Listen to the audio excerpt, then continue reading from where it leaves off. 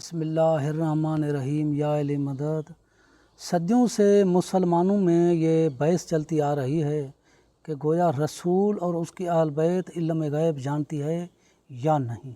دیکھیں کہ یہ بات قرآن سے ثابت ہے، جیسے کہ سورہ نساء میں ارشاد ہوتا ہے علمک ما لم تکن تعلم، اے حبیب جو علم تم نہیں جانتے تھے ہم نے تمہیں سکھا دیا۔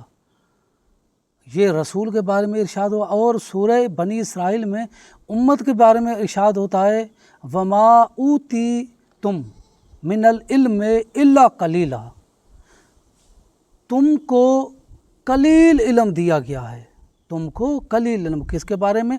امت کے بارے میں ارشاد ہو رہا ہے کہ انسانوں کو، لوگوں کو قلیل علم دیا گیا ہے، اور حضور کو جو نہیں جانتا تھا وہ بھی دیا گیا، وہ بھی سکھایا گیا۔ اب امت کو قلیل علم اور حضور کو کامل علم۔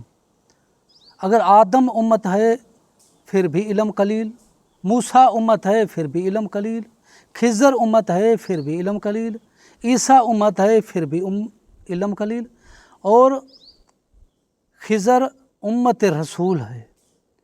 قرآن پڑھیں کہ دعویٰ کرتا ہے، موسیٰ کو کہتا ہے کہ میں نے اس دیوار کو اس لیے کھڑا کیا، اس دیوار کے نیچے یتیم بچوں کی دولت ہے، اور میں نے اس بچے کو اس لیے قتل کیا کہ اس کے ماں باپ مومن ہے، یہ کافر بنے گا، اور میں نے اس کشتی کو اس لیے سوراخ کیا اور عیب دار کیا، ایک غریب کی کشتی تھی تاکہ لٹنے سے بچ جائے۔ یہ علم غیب نہیں تو اور کیا ہے؟ تو خضر امت ہے، علم غیب کی دعویٰ کرتا ہے۔ آپ سورہ عمران کو پڑھیے، آیت نمبر 49۔ عیسیٰ مسیح دعویٰ کر رہا ہے کہ جو تم کھا کے آئے ہو اور جو تم اپنے گھروں میں جمع کر کے رکھا ہے، فی بیوتکم، میں سب کچھ بتا سکتا ہوں کہ تم کیا کھا کے آئے ہو اور کیا تم اپنے گھروں میں چھپا کے رکھا ہے۔ تو یہ کون ہے؟ عیسیٰ مسیح سرکار زمانہ کی ریت ہے، وہ تو غیب کی دعویٰ کر رہا ہے۔ یہ غیب نہیں تو اور کیا ہے؟ اور ہمارے نبی کے بارے میں دیکھیں کہ قرآن پاک میں واضح ارشاد ہوتا ہے سورہ عمران کی آیت نمبر 179 میں وما کان اللہ لیطلعکم علی الغیب ولکن اللہ یجتبی من رسلہ من یشاء، میں غیب عطا کرتا ہوں رسولوں میں جس کو مجتبی کروں، سارے رسولوں کو نہیں، میں غیب عطا کرتا ہوں رسولوں میں جس کو مجتبی کروں۔ اب مجتبی کیا ہے؟ دیکھیں، ایک ہوتا ہے مصطفیٰ اور ہے مجتبی اور ہے۔ آدم سے لے کر عیسیٰ تک سارے نبی مصطفیٰ ہیں۔ سورہ عمران میں ارشاد ہوتا ہے آدم کے متعلق ان اللہ اصطفیٰ آدم، بے شک میں نے آدم کو مصطفیٰ کیا، پہلا نبی ہے وہ بھی مصطفیٰ بن رہا ہے۔ اور موسیٰ کے بارے میں قرآن پاک کی سورہ اعراف میں ارشاد ہوتا ہے قال یا موسیٰ انی اصطفیتک علی الناس برسالتی و بکلامی، اے موسیٰ میں نے تم کو مصطفیٰ کیا انسانوں پر اپنی رسالت کے ذریعے، اپنے کلام کے ذریعے۔ تو آدم سے لے کر عیسیٰ تک سارے نبی مصطفیٰ۔ اللہ کہتا ہے کہ میں رسولوں میں جس کو مجتبی کروں اس کو علم غیب عطا کرتا ہوں۔ تو آدم سے لے کر کے عیسیٰ تک سارے نبی مصطفیٰ، اور مجتبی اس کو کہتے ہیں جو مصطفیٰؤں پہ مصطفیٰ۔ ہمارا نبی تمام نبیوں کا سردار ہے، اسی وجہ سے مجتبی ہے، مصطفیٰؤں پہ مصطفیٰ ہے۔ تو واضح ہو گیا قرآن پاک کی اس سورہ عمران میں کہ اللہ نے حضور پاک کو علم غیب عطا کیا تھا۔ اب میں کہتا ہوں کہ یا اللہ بس تو رسولوں میں سے جس کو مجتبی کرے اس کو ہی علم غیب دیتا ہے، اور کسی کو نہیں۔ تو سورہ جن نے آواز دے کے فرمایا عالم الغیب فلا یظہر۔ دیکھیں کہ آیت کے جو لفظ ہیں وہ خود اپنا ترجمہ کر رہے ہیں، عالم الغیب فلا یظہر علی غیب ہی احدا، میں کسی پر بھی غیب ظاہر نہیں کرتا، میں کسی پر بھی غیب ظاہر نہیں کرتا، الا من ارتضی، مگر جو مرتضی ہے मिर रसूलिन फ़इन्नहु, रसूल में से मैं किसी पर गैब ज़ाहिर नहीं करता मगर जो मुर्तज़ा है रसूल में से। अब तलाश करो वो मुर्तज़ा कौन है जो रसूल में से है, और रसूल में से है, जो मुर्तज़ा भी है और रसूल में से भी है, दो सिफतें हुई। अगर खाली अल्लाह कह देता मैं उसको भी इल्म गैब देता हूँ जो मुर्तज़ा है, तो जितने भी गुलाम मुर्तज़ा है वो दावा कर लेते भाई हम भी गैब जानते हैं, कुरान ने कहा है मुर्तज़ा को दिया है फुला मुर्तज़ा फुला मुर्तज़ा।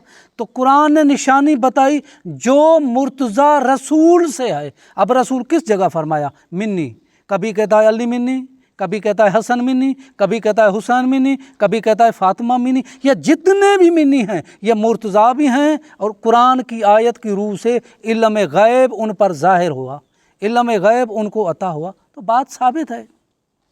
एक बार हुजूर अकरम मस्जिद नबी में बैठ करके अपने सहाबियों को फरमाया तुमको क्या हो गया है, तुम मेरे मुकाम को नहीं पहचानते? अगर क़यामत तक जो कुछ होने वाला है तुम मुझसे पूछो, मैं मोहम्मद बताने के लिए तैयार हूँ कि क़यामत तक क्या क्या होने वाला है। ये इल्म गैब नहीं तो और क्या है? देखें कि अनस बिन मालिक रिवायत करता है, ये सही बुखारी में भी है, सही मुस्लिम में भी है, इब्न अबी दाऊद में भी है, कुंज़ल आमाल में भी है। ये सारे सुन्नत बिरादरान के किताब हैं, ठीक है। इनमें से ये रिवायत है। अनस बिन मालिक रिवायत करता है कि हुजूर पाक हमको जंग बदर से एक दिन पहले बदर के मैदान में ले गए और वहाँ हमसे मुखातब होकर फरमाया अय मेरे सहाबियों आओ। हम हुजूर के पीछे गए। हुजूर एक एक जगह पे हाथ रख के कहता गया फुला काफर इस जगह गिरेगा, फुला काफर इस जगह मरेगा, फुला काफर इस जगह मरेगा। हाथ भी रखता गया, नाम भी लेता गया। और ये भी हुजूर ने फरमाया कि फुला तीर से मरेगा, फुला तलवार से मरेगा, फुला नेज़े से मरेगा। सब कुछ हुजूर ने बताया। अगला दिन आया, जंग हुई, जंग फतेह हो गई। मैंने दिल में ख्याल किया कि हुजूर की बात गलत तो नहीं हो सकती, मगर आखिर मरने वाला जो गिरता है कुछ तो इधर उधर हो जाएगा ना, उसका चेहरा इधर उधर हो सकता है, उसका सर हो सकता है, कुछ तो मुड़ सकता है। मैंने ये सोच करके मैदान बदर में गया। खुदा की कसम, इब्ने अनस बिन मालिक कहता है कि रब अकबर की कसम, जिस जगह रसूल ने निशानदी फरमाई थी हाथ रख के 70 काफरों के रसूल ने नाम लिए थे, मैं एक एक करके देखता गया। खुदा की कसम एक बाल के बराबर भी उनमें तफरका नहीं था, इधर उधर नहीं थे। जिस जगह रसूल ने हाथ फरमाया वो काफर उसी जगह गिर करके मरा और उसी हथियार से मरा। तो मेरे दोस्तों, अजीज़ों, भाइयों, ये इल्म गैब है, इल्म गैब नहीं तो और क्या है। अच्छा, एक और वाक़या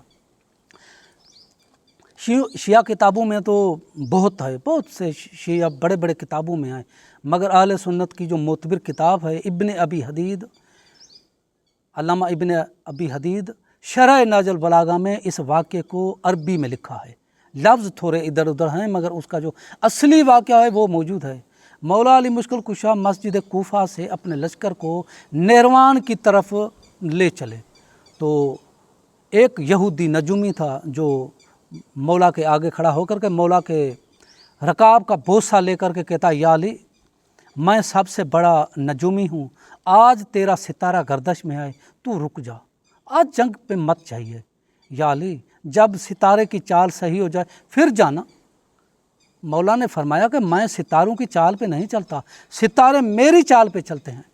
उसने कहा कि या अली, आज तक मेरा नजूम ख़ता नहीं हुआ है, मैं सच कहता हूँ, आज आपका सितारा बहुत गर्दश में है, जब चाल सही हो जाए फिर जाना।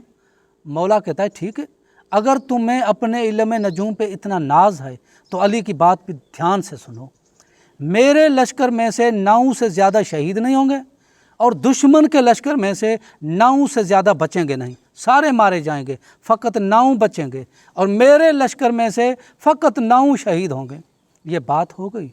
वो यहूदी नजूमी सोचता है ठीक है, मैंने अब तक इस्लाम कबूल नहीं किया, आज अच्छा बहाना मिल गया है, अगर अली की बात गलत हुई मुझे कोई दुख नहीं होगा कि मैंने इस्लाम कबूल क्यों नहीं किया।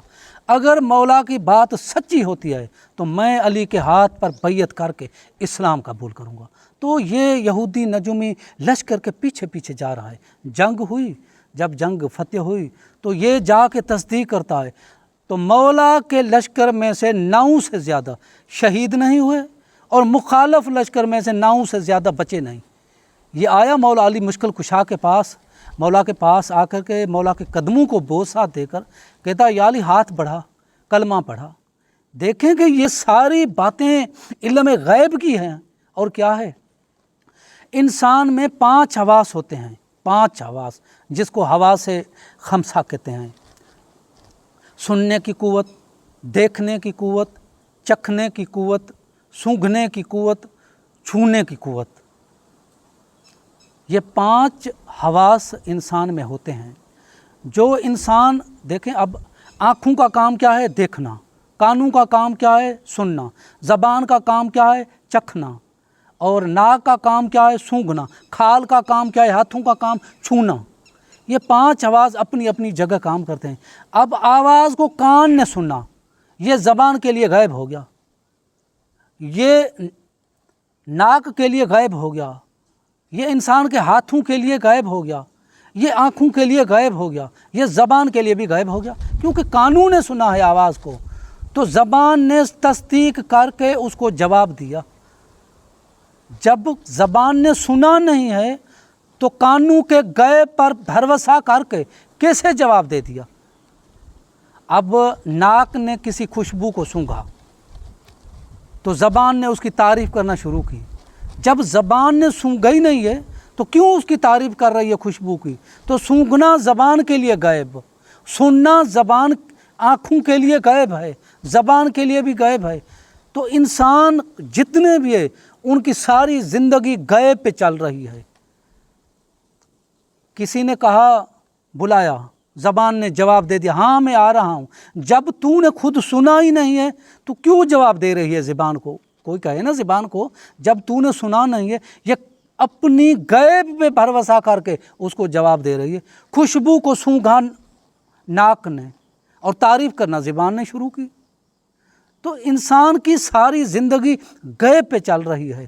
اگر حضور اور حضور کی اہل بیت کے غیب پہ ایمان رکھنا شرک ہے، کفر ہے، تو پھر ہر انسان کا کان بھی مشرک، ناک بھی مشرک، آنکھ بھی مشرک، زبان بھی مشرک، ہاتھ بھی مشرک، کھال بھی مشرک، سارے کا سارا مشرک.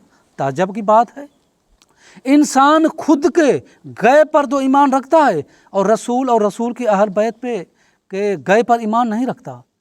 کیا ہے سب کچھ؟ دیکھیں کہ بس یہ ضد ہے، صدیوں سے چلی آ رہی ہے. مسلمان کھوئے پڑے ہیں علی و زہرا نکتہ چینی میں. خدا کی قسم بازی لے گئے غیر مسلم. کیا خوب فرمایا علامہ اقبال نے. علامہ اقبال کہتا ہے کہ تیری رحمتیں ہیں اغیار کے کاشانوں پر، برق گرتی ہے تو بیچارے مسلمانوں پر. تیری رحمتیں ہیں اغیار کے کاشانوں پر، برق گرتی ہے، مصیبتیں آتی ہیں بیچارے مسلمانوں پر. دیکھیں غدیر کے میدان میں حارث نعمان کون تھا؟ مسلمان تھا. تازہ رسول کے پیچھے حج کر کے آیا تھا، ابھی گھر بھی نہیں پہنچا ہے. حضور کے پیچھے حج کر کے سارے گناہ معاف کروا کے آیا ہے. آسمان سے پتھر آیا، عذاب آ گیا، عذاب کا شکار ہو گیا. اور وہاب قلبی کون ہے؟ عیسائی ہے. ساری زندگی عیسائی مذہب میں گزاری ہے. عیسائی کون ہے؟ عیسیٰ کو اللہ کا بیٹا کہتے ہیں، اور قرآن میں اللہ کیا کہتا ہے؟ مشرک، نجس ہے. نجس ہیں عیسائی. وہ کربلا کے میدان میں آتا ہے وہاب قلبی، ایک دن میں امام حسین اس کو اپنی ماں بیوی کے ساتھ جنت میں بھیج دیتا ہے. حارث نعمان مسلمان جنت میں جا رہا ہے اور غیر مسلمان جو ہے وہ جنت میں جا رہا ہے. اس لیے میں کہتا ہوں کہ مسلمان علی و زہرا کی نکتہ چینی میں اپنا وقت برباد کر رہے ہیں. خدا کی قسم بازی غیر مسلمان لے کے جا رہے ہیں. غیر مسلمان جو ہے ماتم کر رہا ہے.